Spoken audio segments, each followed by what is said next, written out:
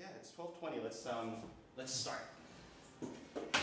Cool. So, hi everyone. My name is Hanoi, and I'm a double major at Yale in applied physics and music, and I'll be graduating this May. And I'm really excited to be here at the Happy Lab to give a presentation on the intersections between STEM, or science, technology, engineering, and music, science, technology, engineering, and mathematics, and the intersections of STEM with music, which is what I'm very passionate about and what I've been doing a lot of my work on in the last 2 years. And I brought a lot of cool demos to show you what happens in this intersection.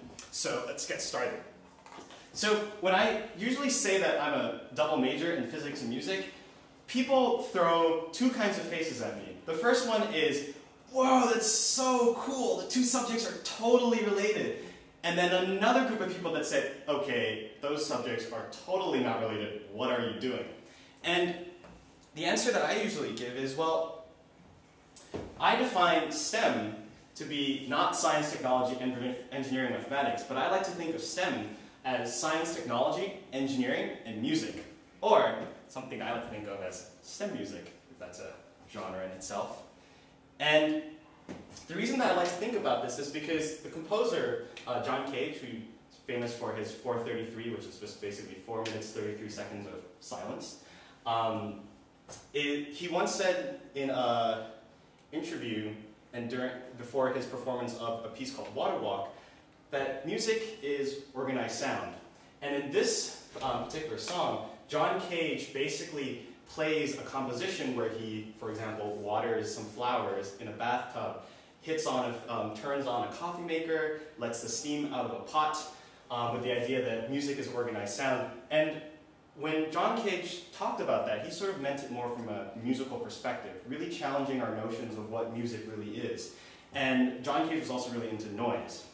But I also like to think of music as sound, but in a very different way. I like to think of music as a subset of sound. Music as an organized series of sounds that somehow, because we're human beings, we attach emotions and interpretations to those pieces of organized sound. And that when you think of sound in this way, music as a subset of sound, but sound meaning also the timbre of a particular sound, not just the melody or the music of the sound, but the timbre. Is it sharp? Does it take a long time to decay? Is it twangy? Is it a dull sound? Then there's actually a very, very beautiful intersection between STEM and sound. And these are just some of the fields that look at those. So for example, architectural acoustics, the design of concert halls around the world so that there aren't any muddy reverberations for concert goers. Instrument physics, which is something that I'll be talking a little bit about today with the violin. There's also speakers and microphones. All the Apple earphones that we use, high-end earphones, or any kind of microphones that we use in our computers. This all comes into speaker and mic physics. There's a field of electrical engineering known as signal processing. The reason that Siri is able to detect that you want to have a dinner with your best friend at 6 p.m. tomorrow, and it puts in that into your calendar, works because of signal processing. There's a field in music called algorithmic composition that uses computer programming to generate notes. And there's also the whole class of electrically amplified instruments, like guitars, were invented by engineers and physicists. And when you think of music, and when you think as sort of in this large sphere of sound, then all these beautiful connections with STEM and science really come to light. So some of the things that I'll be talking about today are some projects of mine that I've been working on during the last 2 years, both in classes and also out of classes. So I brought in some electronic instruments. I brought in the Leap Motion sensor, which is a hand sensor that I use to control some sound. A project called Mirror Fugue, which I worked with PhD candidate Xiao Xiao at the MIT Media Lab, and also surrogate soundboards, which is this violin here, which is my senior project in applied physics. So I'm going to start off first by talking about the violin, because that's the one that has generated a lot of interest. So this project is called Surrogate Soundboards for Novel Transmission of Instrumental Audio. And in this presentation, there will be times where my discussion becomes very physics, very technical, and at times my presentation will be very musical. So we'll be constantly shifting hats and shifting gears throughout the whole presentation. So I really like going to concerts, and hopefully you guys also really like going to concerts, and especially live concerts. But the problem is, what about people that didn't get the opportunity to go to that concert? For example, this is the YSO performing in Wolsey Hall. What about my friends back home in Thailand, in Southeast Asia, who haven't had the wonderful opportunity of coming to the States and experiencing music here? How can I share this music with them? Well, what would probably happen is I would probably tell them to go watch some kind of a live stream of the concert or some kind of a YouTube recording of that concert. But that's when the problem starts. So let's have a show of hands here. How many of you noticed that listening to a recording of an instrument never sounds like the actual instrument being played live in front of you? Yep, great. That is a problem that I set out to solve. And it mainly comes down to the acoustics of how an instrument works and the acoustics of how a speaker works, which is what you're experiencing all these recordings through. So a speaker, as you see here, is comprised of these cones that move in and out like this, and these cause vibrations in the air, which your ears perceive to be sound. Now, let's contrast this to the violin, for example, which is what my project focused on. If you look at the wooden body of a violin, you see that if you put some just little powder onto it and you vibrate the instrument by blowing the strings, you see that the sand actually accumulates in very specific locations. Not only that, but they accumulate in very specific patterns, corresponding to the vibrational patterns that occur on the wooden body of the instrument. And if you use a process such as interference holography, you can actually see the systems of what are called nodes. This is points where there is no vibration, which is blue, and antinodes, which means that the point is vibrating up and down, which are shown here with the red spots. So this is how the body of the violin is vibrating and generating its sound. And it's a very, very beautiful, a lot of symmetry and a lot of geometry in this vibration. And what happens, if you might remember from some high school physics, for some of you very recently, for some of you a long time ago, is that when you have 2 points that are vibrating, like 2 points that are vibrating in water, you're going to get ripples. And these ripples cause destructive and constructive interference. And at very, very high frequencies, this phenomenon of interference will become more pronounced. Which means that if you look here, higher frequencies at 3,300 hertz this is a graph showing how the sound emanates from the violin, and you'll notice that it's very, very pointy compared to a lower frequency, 544 hertz, which tends to be more omnidirectional. And this is because at higher frequencies, what we just talked about earlier, constructive and destructive interference becomes more pronounced, which means that higher frequencies are very directional. They only go in a specific direction, whereas low frequencies emanate in all directions. This is nicely summarized in this diagram, where you see that if you were facing the violinist, the high frequencies, which is the pale blue, only comes out of the front of the instrument, but lower frequencies, 200 to 500 hertz, tend to emanate from around the instrument. So you have this situation where the violin is able to create a very complicated pattern of sound. This pattern of sound exists where very specific frequencies travel in specific directions. So high frequencies come out the top and not the bottom. Low frequencies tend to come out on all sides. And you have a speaker which tends to basically shoot out all these frequencies from high to low in one direction.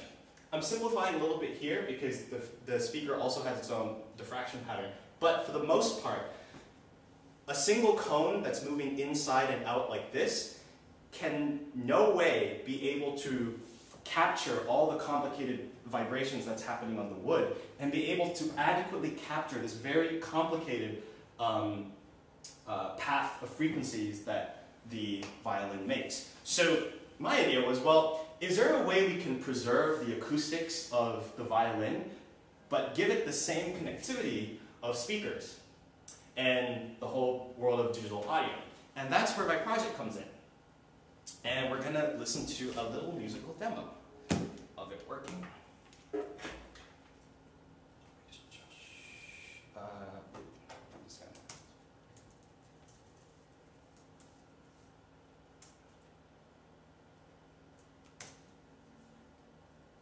Oh, okay, this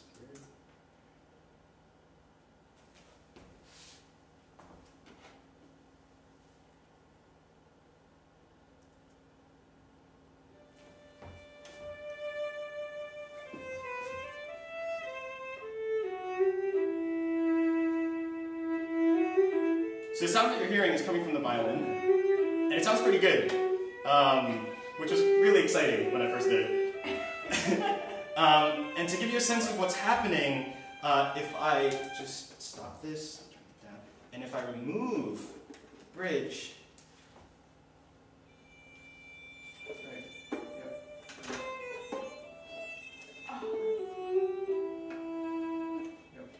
yeah.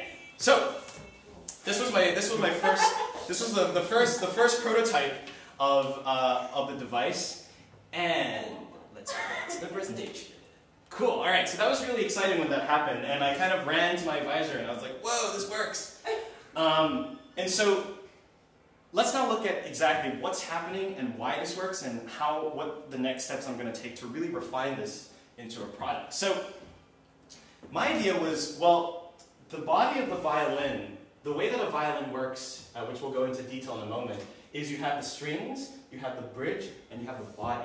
When the strings vibrate, the vibrations cause the bridge to vibrate, the bridge vibrates, these 2 feet vibrate, and then the whole body sets up that complex pattern of vibrations that you saw before.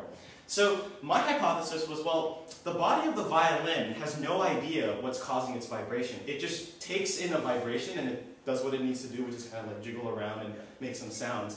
And so my hypothesis was, well, if we introduce the same vibrations that this whole system here with the strings would have done, then the body of the violin should just basically respond in the same way.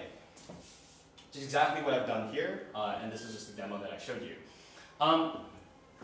So you can think of the violin as being a system that takes an input, which in this case is the vibrating string. The vibrating string goes to the bridge, it goes to the body, you get an output, which is the sound of the violin.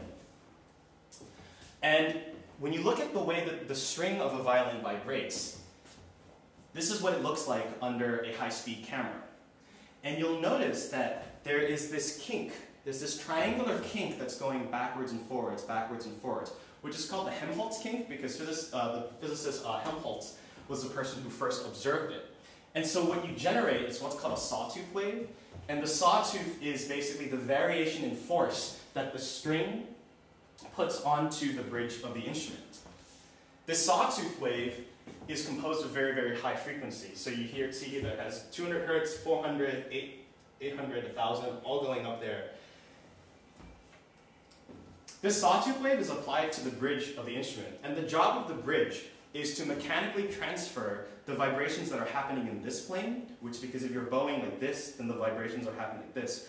But you need the body of the instrument to actually vibrate up and down like this. So what the bridge does is, when you have the string vibrating in this plane, the feet and the shape of the bridge basically it does it like a little dance. So you can kind of imagine it doing like this, something like this, and then my feet are moving up and down. So the vibrations that were happening in this plane, when they come down like that, move up and down like this. But the bridge also functions as what's called a filter.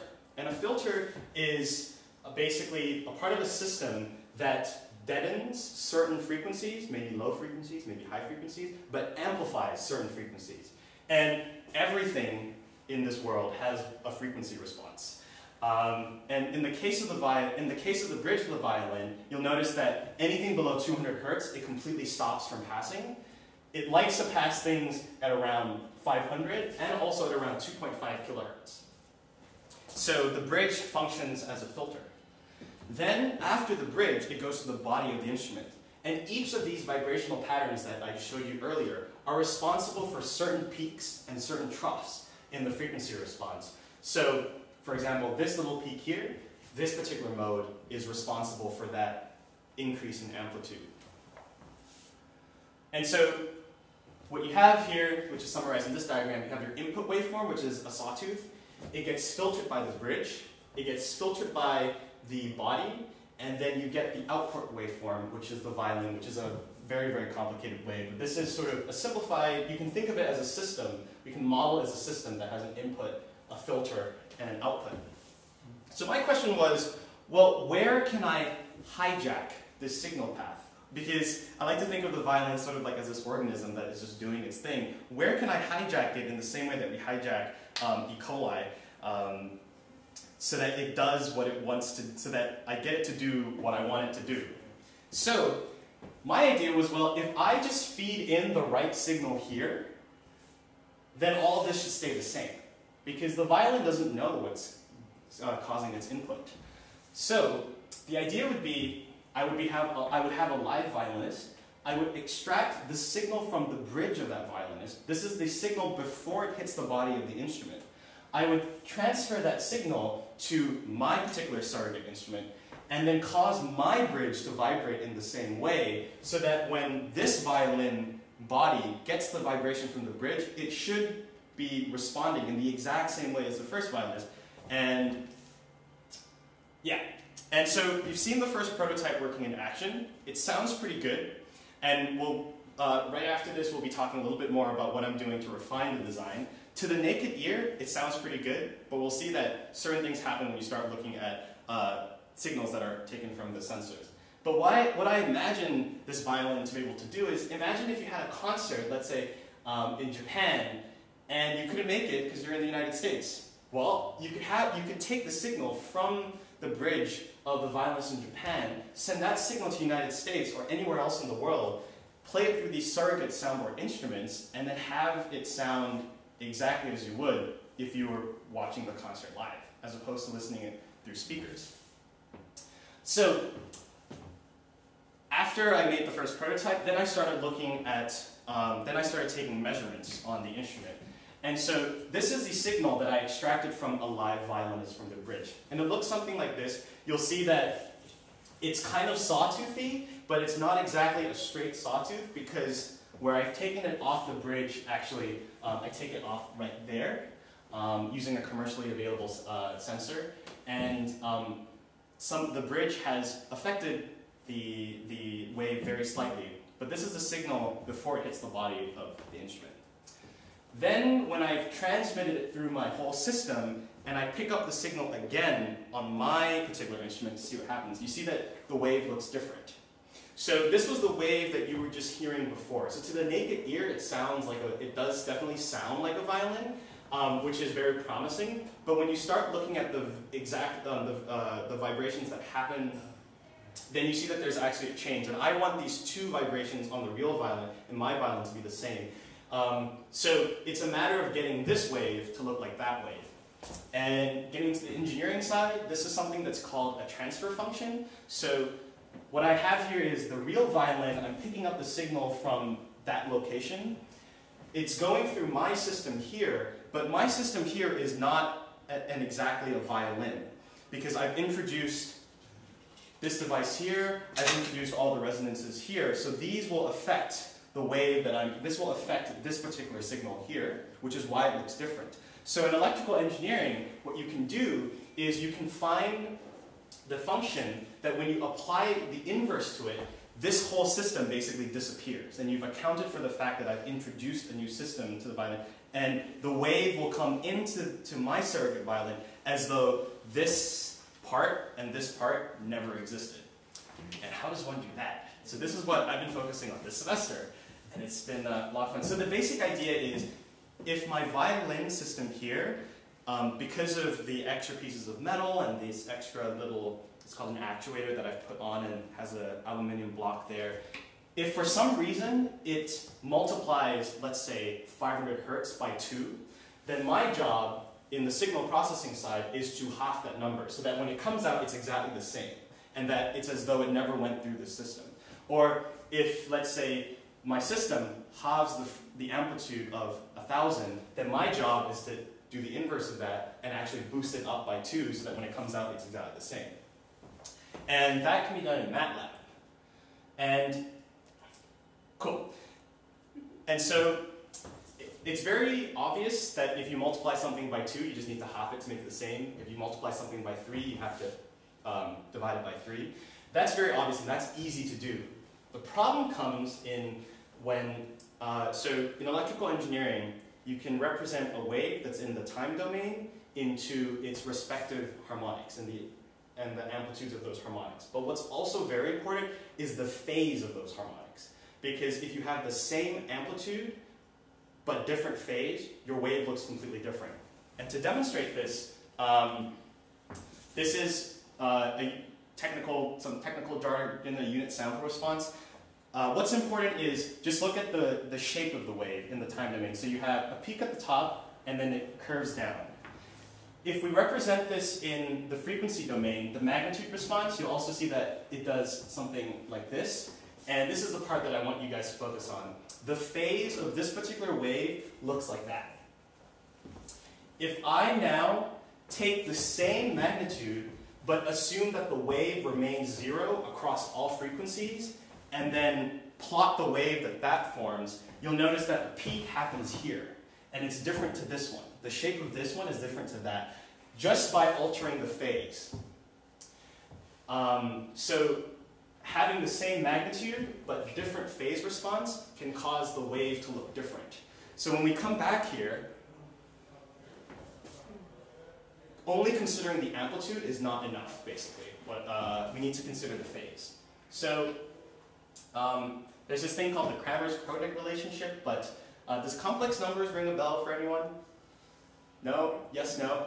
It's okay. So if you can, I'll just explain this very quickly, but if a complex number is given by x1 and x2, usually those things are separate. So you'd say like 1 plus 2i or something like that. What the Kramers-Kronig relationship says is that in certain situations, x1 is actually related to x2. And you can find x1 given knowledge of x2, or you can find x2 given knowledge of x1. And what my professor showed, Professor Roman Kutz, who's in electrical engineering, he showed in a paper in 1984 that you can actually, in certain conditions, called the minimum phase filter, you can reconstruct the phase given only the amplitude, which is huge. It's like saying that if you gave me the real component of a complex number, I can give you its imaginary component, knowing just the real component, which is it's pretty crazy. So here are some preliminary results that we've been getting using the system. So what I want you guys to appreciate here is this is the frequency response of my particular system here. So you'll notice that from 0 to 5,000, the frequencies start to deaden off as you reach off to high frequencies. Anything above 6,000 is below minus 40 dB, which is pretty much like very, very quiet. It's not letting anything through. At 1,000 hertz, for example, you see that this is just right below minus 10 dB, which is pretty high up, given that 0 is what we consider to be maximum amplitude. If we assume linear phase, this is where I assume that phase is 0. This is the signal that I am able to reconstruct. And you'll notice that I've boosted the high frequencies that are lost here. So 4,000 was just right below minus 10. But if we look at 4,000 here, I've selectively boosted it up to about minus 10. Now when we look at the minimum phase filter, we see that we've also boosted up the signals, but we've done it in a more selective manner than using linear phase, which looks promising, but the fact that this goes down all the way to 0 is a little bit troubling. It means that there's something wrong in the integration loops. That's kind of what we're exploring right now. So this is just showing you different ways that we're trying to account for the system that I've introduced. So guys might be, and this is a new design that I'm currently working on. So what I'm trying to do here, this is using some 3D printing, is so the bridge has vibrations here and there, and I'm currently vibrating this entire thing as one single object, when actually the bridge is like our human feet. It can move up and down like this, they can move up together. So to account for this, I've been experimenting with some designs where I have 2 independent actuators, and I actuate the feet of 2 independent feet. And we're trying to sort of make an integrated, like a 3D printed design that looks like this, so that you would just literally just place this device on the violin, and it would perform all the functions that we were talking before. And so you might be wondering, well, what could this be used for? We've already covered things like teleconcerts. You could technically have a one-person string section, because you can have one violinist play, take the signal from that violin, and just send it to 20, 30, 40, 50 violins, all in the same room. Introduce a little bit of randomness to it to simulate different people playing at different speeds, and you've got a one-man string section, which for a lot of violinists, and I know there's some sitting in the room here, you're going to be saying, well, you're going to put us, you're going to put us out of jobs. And I usually say, well, it doesn't bother me because I'm a pianist and there's only one of me anyway.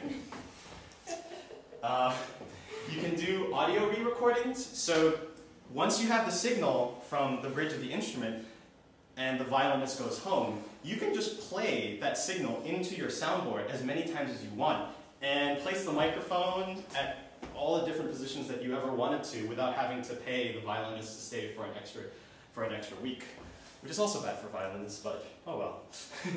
And perfect speakers. So when you have performances, electroacoustic performances, where you have someone playing live and then some kind of effect is applied onto that sound. You know, when like people play cellos and they loop themselves, or they apply some kind of delay, so that goes like din din, din din. That sound usually comes out of a speaker. But what kind of new performances can be imagined if a person's playing cello, but the sound that they want comes out of another cello, comes out of another violin? What happens if you send the sound of a violin into the body of a guitar, for example? How's that going to sound like? And I think that it will open up a very interesting sphere of innovative performances in this way. So before I move on to the next section on instruments, does anyone have any questions? Yes? Yeah, so like on your prototype you were designing, where you had the two independent actuators? Yes, I actually have it here. You guys have them. I think my question was like, would it make, sonically would it make that much of a difference if, you can pass it around.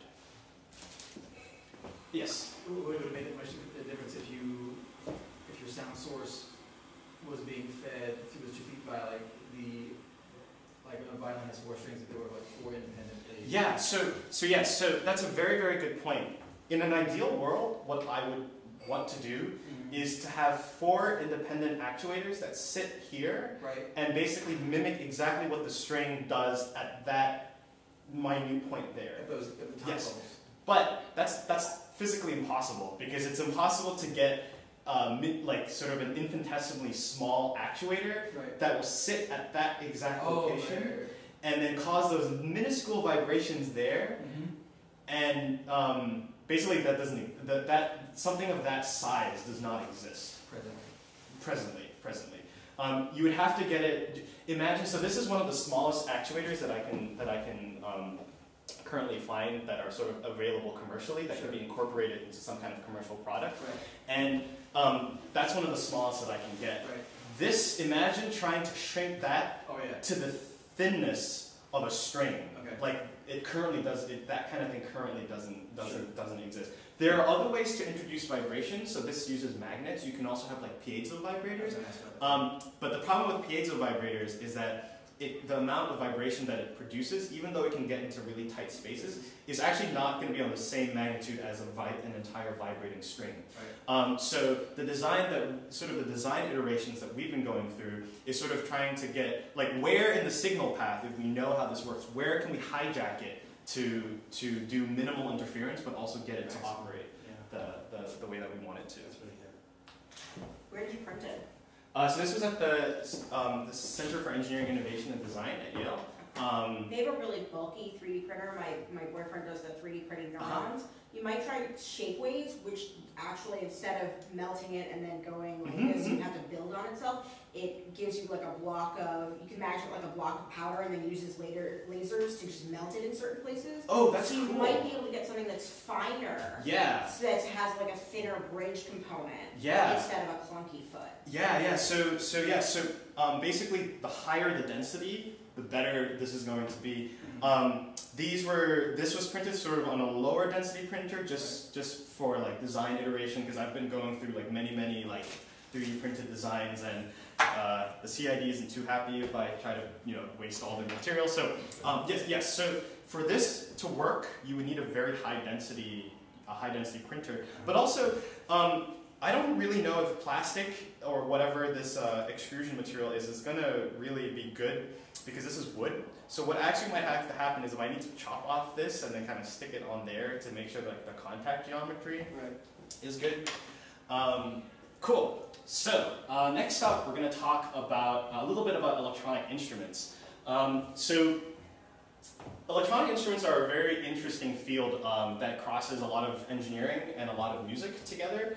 And some of these are electronic instruments that are currently in the market right now. This is called the Eigenharp. This is called the Linstrument. And each of these buttons, when you press on it, you can control how, there's what's called aftertouch, and you can control basically sonic parameters by tilting your finger right, tilting your finger left, pressing it harder or not. And some other designs, there's a musical competition at Georgia Tech University called the Guthman Musical Instruments Competition, and these are some innovative electronic instruments. So this is a glove that when you wear, you can tilt your hands backwards and forwards and change the sound coming out of the computer. And he also has a breath sensor, so he can modulate those sounds in the same way that a wind instrument modulates sound, but use his hand positions to further influence the sound. This is a guitar that uses a bunch of sensors here as the fretboard. This is a marimba. Yeah, a marimba that has, not a marimba, this is called a, yeah, vibraphone. Yes, I was like, this is not a marimba. But you'll notice that there are magnets underneath it. So when the person strikes one of these metallic bars, using each of these magnets generate a magnetic field at the same resonant frequency as these bars, and you can cause the bar to vibrate louder or softer after you've hit it. So imagine, you hit the bar and it goes ding, and then you kind of step on a little pedal and you can make it ding after you've hit it, which is really crazy to think about it, that you can shape the sound of the instrument after you've already struck it. So this is a very exciting sort of intersection where you can augment existing traditional instruments using engineering and science principles. And I have a little instrument here. This is called the MIDI Fighter, and the MIDI Fighter is my personal little instrument of choice when it comes to performance. And I'll just give you a little demo of it working right now. Oh, I need to make the sound coming out of here.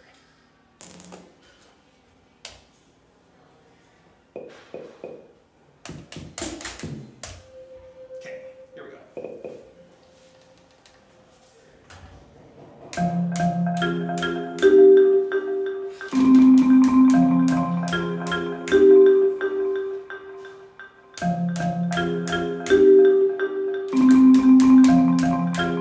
So each of these buttons I've mapped to a particular sound.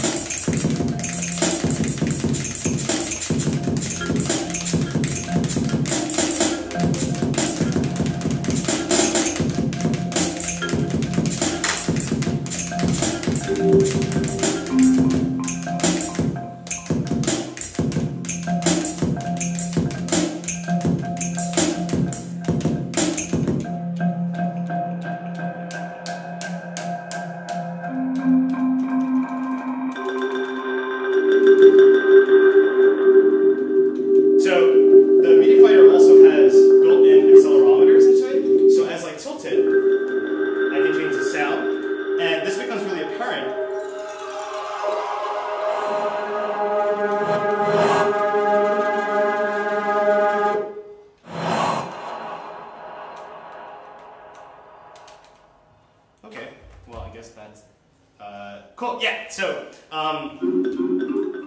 when I basically tilt the device, I can also influence the sound. So here it's a little bit more. Well, here I have some echoes that have been placed into it, and I can control how much echo I do by tilting the device. And this is just doing a high pass filter. I'm wondering why this is not. Oh, here we go. Here we go.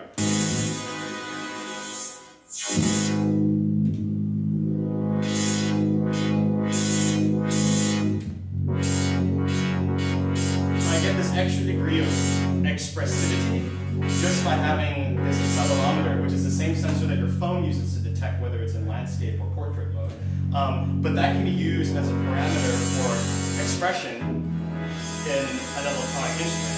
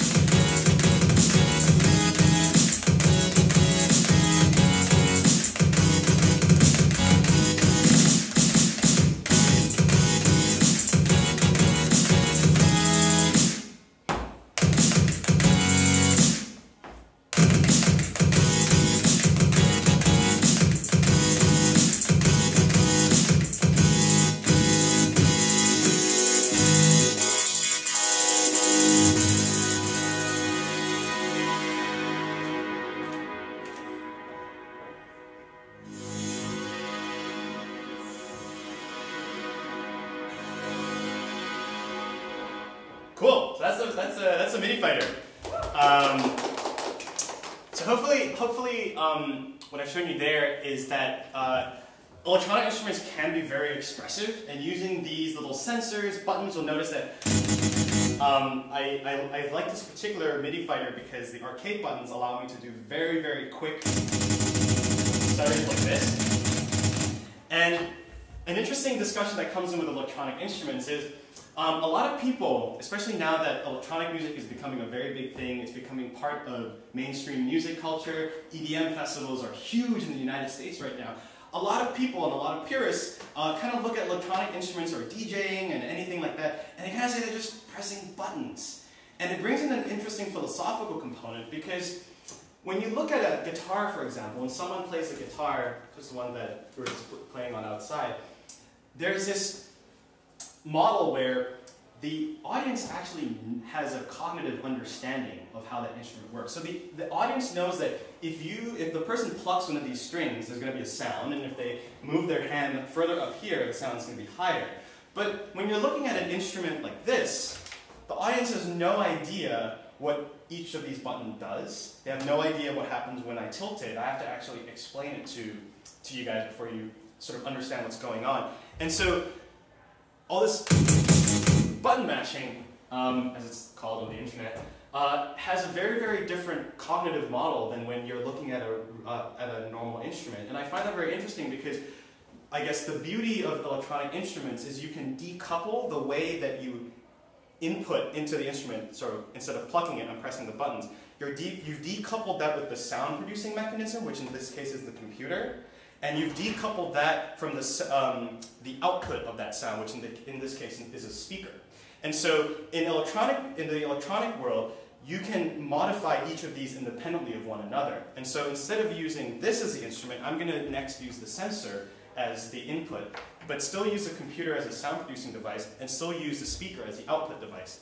But I can also swap the speaker and have the sound come out of the violin instead. So it's very modular. But the same modularity is what I feel almost causes the confusion on the audience side, where in a guitar, the way you input by plucking the string, the sound producing physics of the instrument that we've just talked about before, and the output of the sound is all contained in this the instrument itself. But when you're working in the electronic domain, these three different factors have been decoupled from one another, and I think that that's kind of interesting because I feel like a lot of people, when they say that they don't understand what's going on in electronic music, I think a lot of it has to come down to this cognitive understanding of how an acoustic instrument works, which the audience has a little bit of understanding of, versus how these electronic instruments work.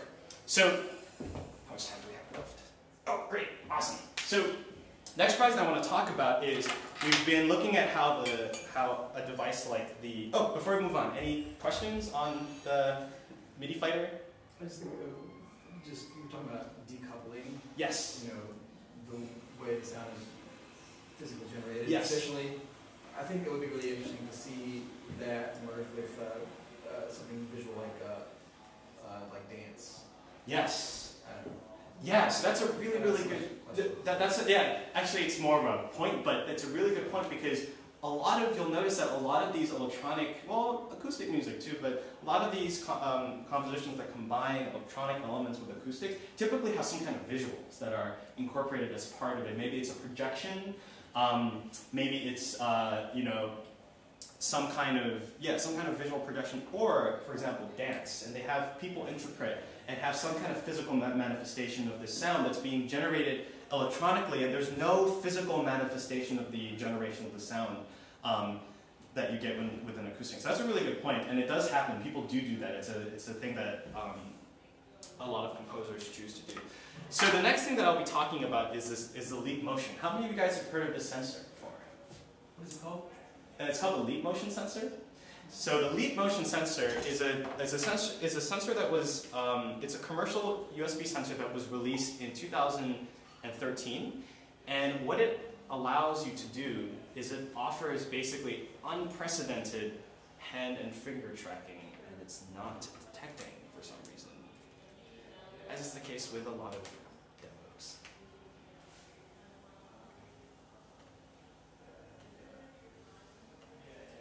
Huh.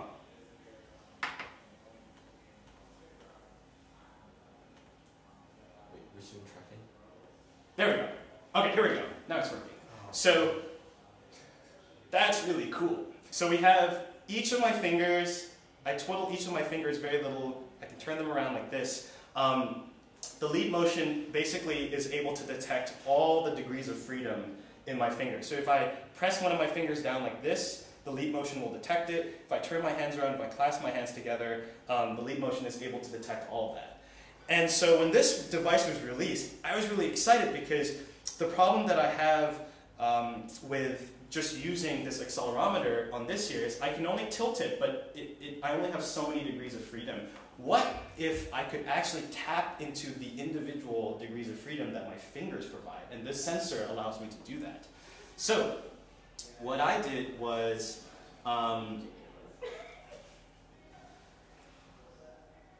so a lot of people have been trying to interface our hands, which is one of the most expressive organs that we have with music. For example, Imogen Heap, which some of you might know, she has this thing called the Mimu gloves, where she puts on the gloves with a bunch of sensors, and she can basically perform an entire song and play instruments by sort of swinging her arms and shaking, and if she moves to another part of the stage, her sound changes. If she tilts her hands like this, her vocals become higher, her vocals become lower. It's very, very cool. You have some iPhone peripherals, for example, the iRing that you wear and then you wave in front of your iPhone and it detects where your hand is, and you can use that to change the sound that's coming out of the iPhone. So there's been a lot of interest in how to interface human movement, and especially the very, very precise and intricate movements of our fingers to electronic music. This is where the leap comes in, and this is what the inside looks like. So it uses an infrared camera.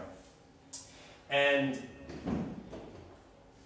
a few people have used the leap motion for music. Herbie Hancock actually uses the leap motions in some of his performances. He's a big tech person. Electronic musician BT has also written an app where you can basically synthesize sounds just by moving your hands over the leap motion. And so what I've done is I've made what's called a granular synthesizer. And a granular synthesizer is a type of sound synthesis where you break up a sound into small loops, and then you sequence those small samples to generate new textures. And usually this is done sort of on a computer and you just kind of let it run. But I was interested in controlling the parameters of the synthesis and playing this kind of synthesizer like an instrument. And so what I've done is, let's just call that up. So I've written this in a programming environment called, still picking up my hands, in a programming environment called MaxMSP, which is a programming environment that's designed specifically for musical applications. It looks like this.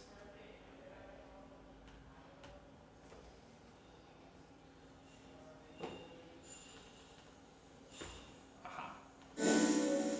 Cool. So here, oh, this is not, oh, you know what? There we go. So in there I have the sample of a piano. Just like a piano sound. And when I move my hands over this, you can see that I can control where the playhead is by moving my hands above here. And then when I depress one of my fingers, I can play that back. So that's like the sound of the piano. But each of my fingers corresponds to a playhead. So if I go, I can use that to trigger the sound. And if I move my hands like this now, can generate this very interesting sonic texture that doesn't sound like a piano at all, but I'm in complete control of when I trigger those sounds. So usually in granular synthesis, the triggering of these sounds is usually done by some kind of like program, like, you know, do it every 1 second, do it every 5 seconds, do it after 0.5 seconds. But here, I'm actually in control of when those sounds are being generated. And I think that having this human component into it actually generates some very interesting sonic textures. And you can also record sounds in real time, so I can be like, hello, hello, hello. Oh no, I need to speak here. Hello, hello, hello, hello, hello,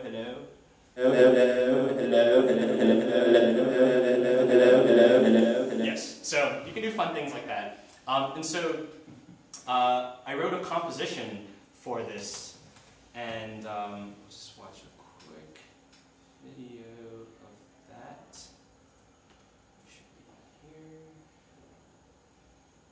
Oh no, it's not in here.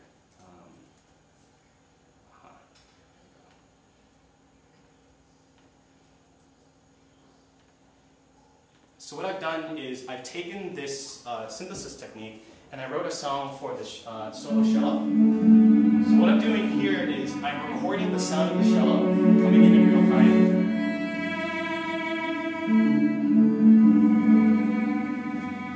And then I use the motion granular synthesizer that I just showed you guys. And I play back the sounds of the cello that I just captured a few seconds before. And I'm able to move to very specific notes that the cello played. And control its volume, control how many times it's being triggered, and it creates kind of like this interesting texture that's been derived, this interesting very sound that's been derived from the cello.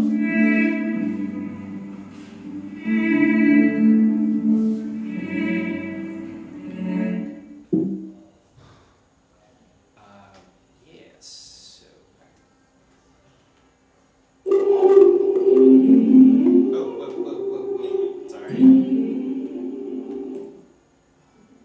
Oh, this is also funny. So I like to play music with sushis too. So here I have the leap motion detecting the chopsticks, and then as I press each of these buttons, I'm modulating a different effect. There's a better video of this, which looks like this.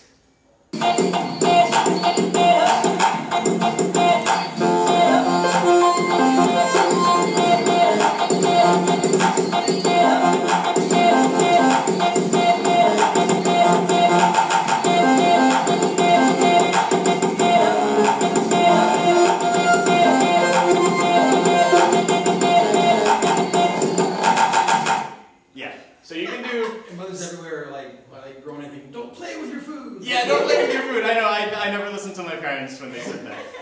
So that's a really fun example, actually, of what happens when you combine the engineering principle, because You might think that sushi doesn't conduct electricity, but just a small amount of moisture or just a small amount of water, you can use it to conduct electricity.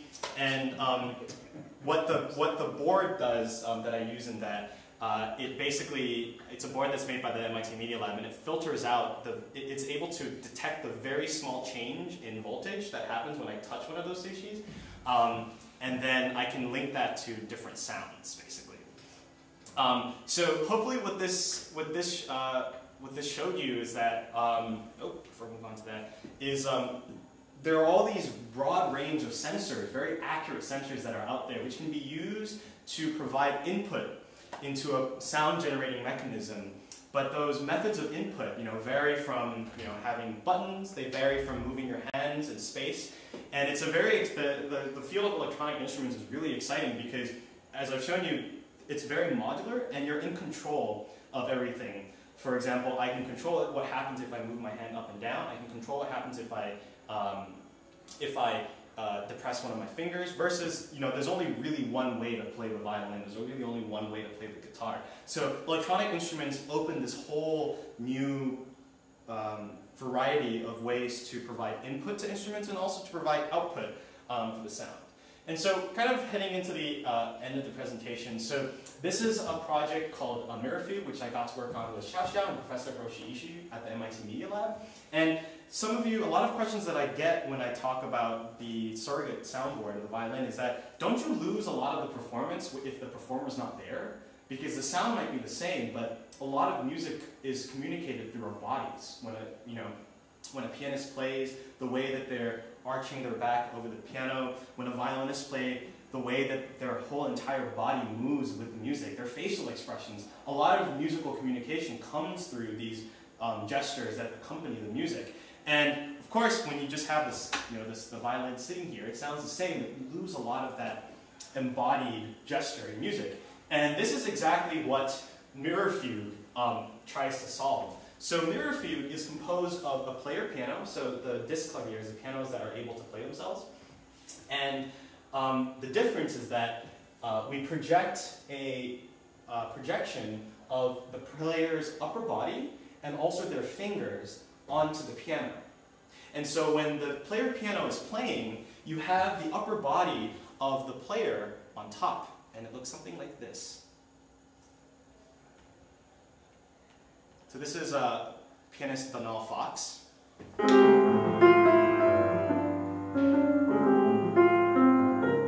when you sit in front of the piano, it's very hard to try to describe it to you just using the video, but when you sit in front of the piano, it looks like that guy is literally playing for you. And you can see the way their hand moves across the piano, you can see their fingerings, for example. You can see their upper body, like are they squinting, are they how their body moves. And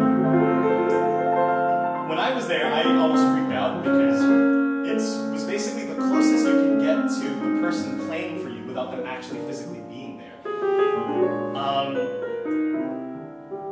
Yeah, so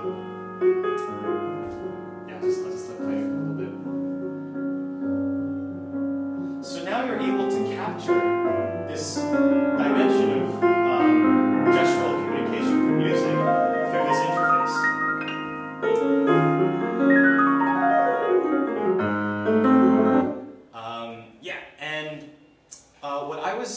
When I was working there, what we were interested in was how can we use this interface, which as a pedagogical tool for teaching piano, because you can definitely do teleconcerts in this way where you have a stream of the person playing and then they kind of appear on another piano, and then you can have like duets with people across the world, but you actually see their face and you can see when they're like about to go into a phrase. So this is when I was working with Xiaoxiao at the Media Lab, and the music was also something that I composed with Xiaoxiao. And this kind of imagines a scenario of the Mirafube working in a pedagogical and compositional environment.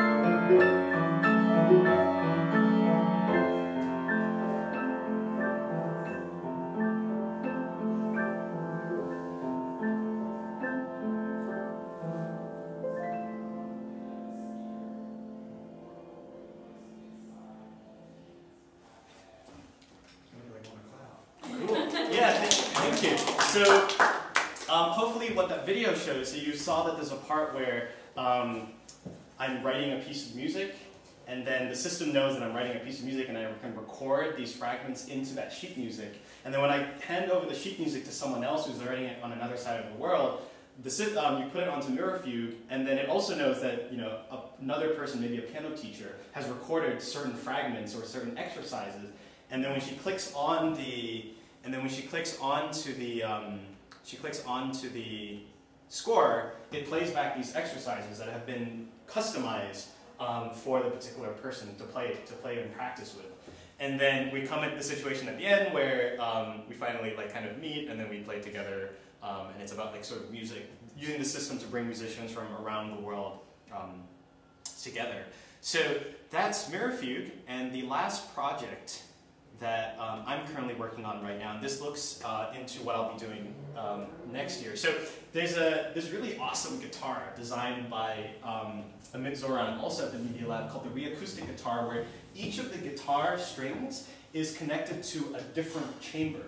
So this chamber can be made from wood, walnut, plastic, carbon fiber, recycled cardboard, I don't know, anything else, glass.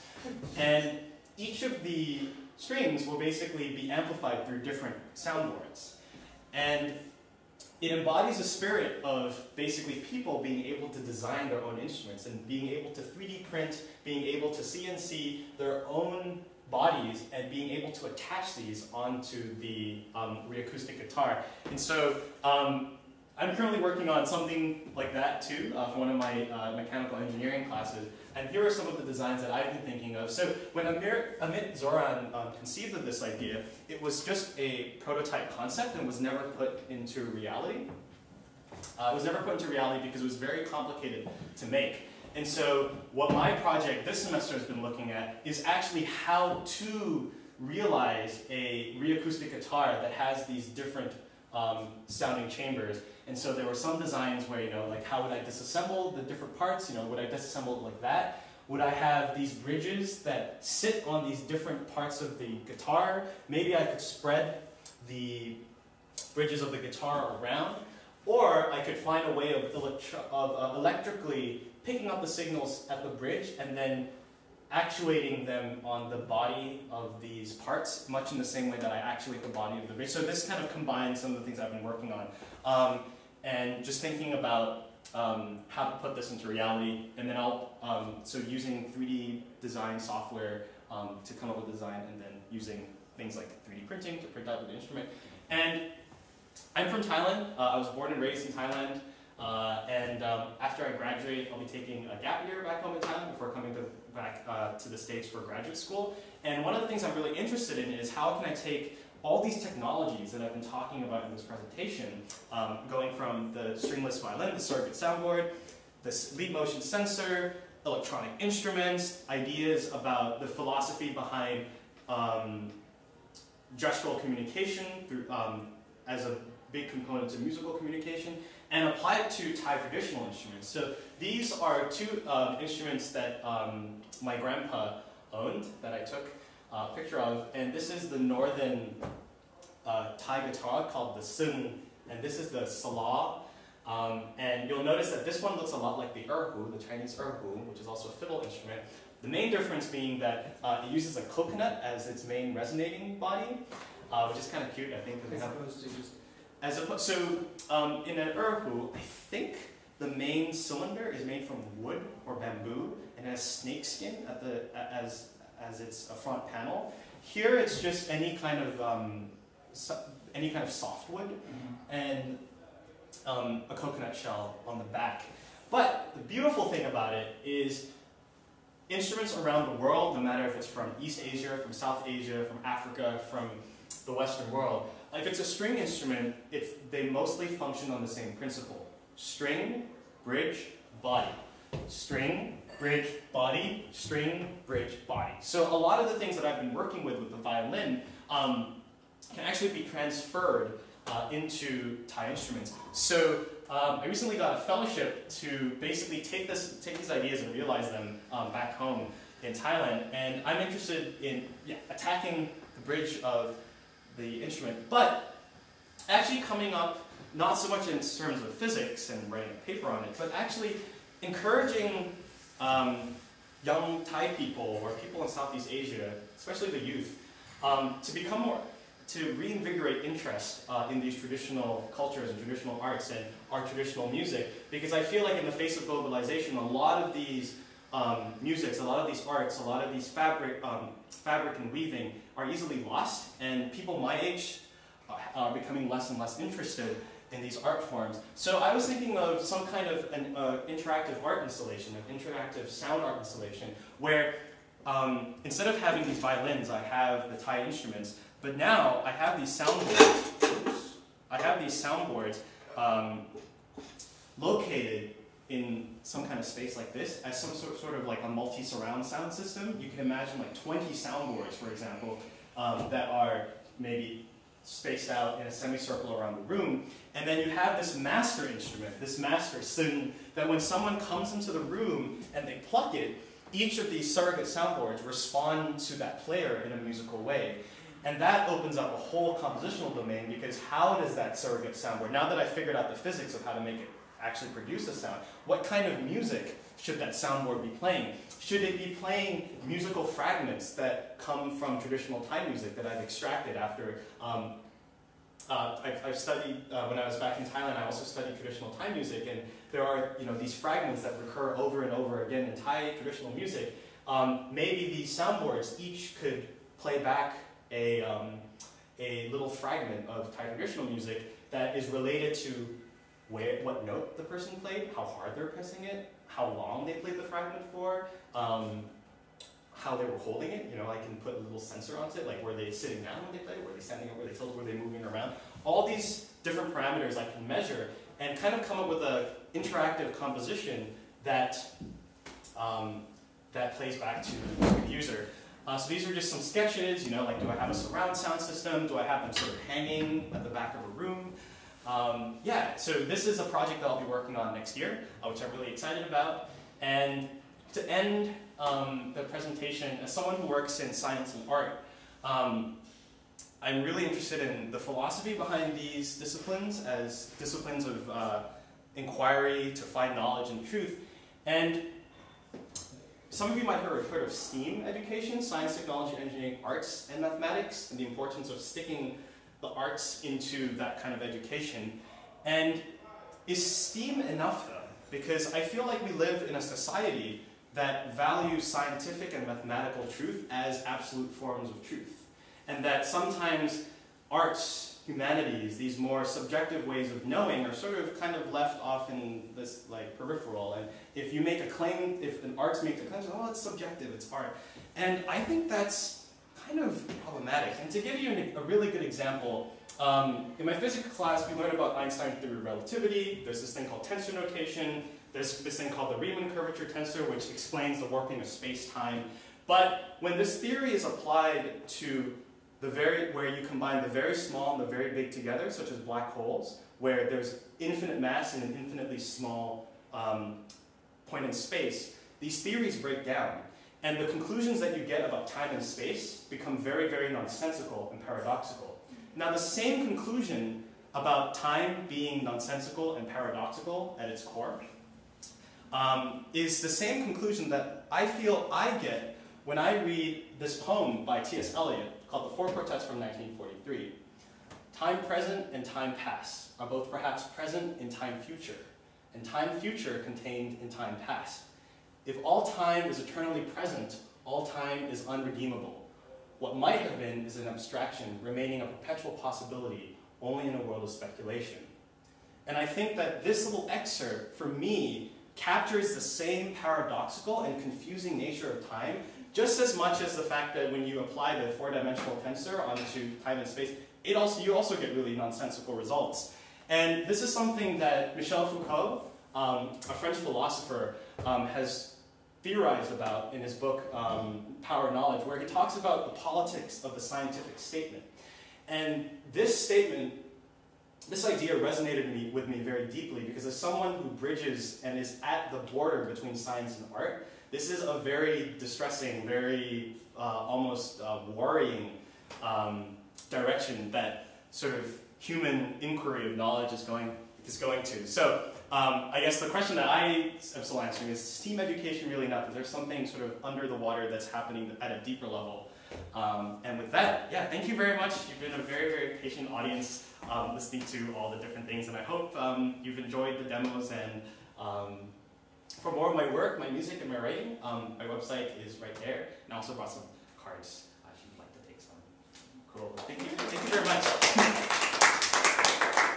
Yeah, so if you have any questions, I'll also be hanging around too. Is it possible to, like, when you put a vibration into the violin, yes, does it have to be like this is what a violin should sound like, or can you use the other tools, the hand tools, yes, to put a sound to yes, the violin? I can. So I can play any MP3 from Spotify into the violin, and I will do that right now, but it will sound really bad because, of course, it's being, not what it's expected. It's basically you're sending this MP3, and the whole system is filtering it in the way that it was designed to filter the sound from a string. Right. So it will sound like I'll play a little example. It will sound really bad, but it's kind of funny. Which is why the whole section that I was talking about, the programming, becomes really important, because I need to be able to filter out the effects of the system that I've introduced. So if I play some MP3s, here I'll just open Spotify and just play a random song through it. It'll sound something like this.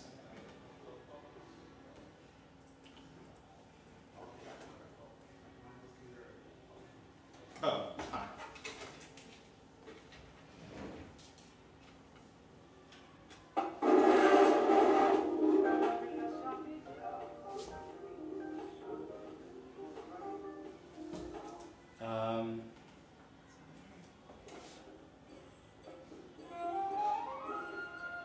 Yeah, so it sounds a little like, you can hear some of the frequencies, but some of them are like, it's basically like a really bad speaker. It becomes like a bad AM radio. It becomes like a bad AM radio compared to what you would get on a speaker system. But yes, it basically, you'd just be based, it's like a bad speaker system. Is there a way to integrate like your two loves and like find a way to put in the right vibrations on the pad so that you can play it? Yeah. So yes, nice? that was the original idea. So I would synthesize sort of like some kind of signal from here and send that in, and I've tried that. The signal that the signal that needs to be put into the system, it's actually quite complicated and very non-linear, because if you think of the way that the violin is generating all its signals too at the bridge and the string interface, there's a lot of non-linearities there, and it's not just a case of if I hit harder, I just need to make this parameter higher. It's not like a one-to-one mapping. If the violinist is doing this harder, there are so many things that go into that are changing a variety of different things, and finding like if I do this really hard, what parameters to change is actually, it's a very non-linear thing. It's possible. It's actually very hard. It's very hard to do. That's something that was the original sort of direction of the project. Then I had to sort of veer it into taking the signal off another violinist, because generating that original signal is a whole other field in itself. Yeah. Cool. You should definitely show this to musicians who loop themselves over themselves. Yes. Yeah. I think you'll have, and also right now it's a very visually it's not very pleasing because it's just in prototype. But you can imagine these cellos, these instruments that are just there and just making sounds on their own. Yeah. Wait, so if that's the case, like, can you get rid of the neck of the violin? Yes, I can get rid of the neck. So this is another part where I do make some assumptions. So this assumes that the neck does no contribution to the sound of the instrument. It does, but compared to the body, it's very minimal. But the whole instrument interacts with one another, and the assumption that I make about it being a linear system where sound goes as an input and comes as an output is also a model simplification that I make, because when this is vibrating, vibrations also go back up the bridge too, not just down from the bridge. So these are all, this is just about scientific inquiry when you make sort of simplifications to the model. But yes, it would be possible to just take this whole thing off, but then it would look really weird. Cool. Awesome. Well, thank you very much for coming. Thank you.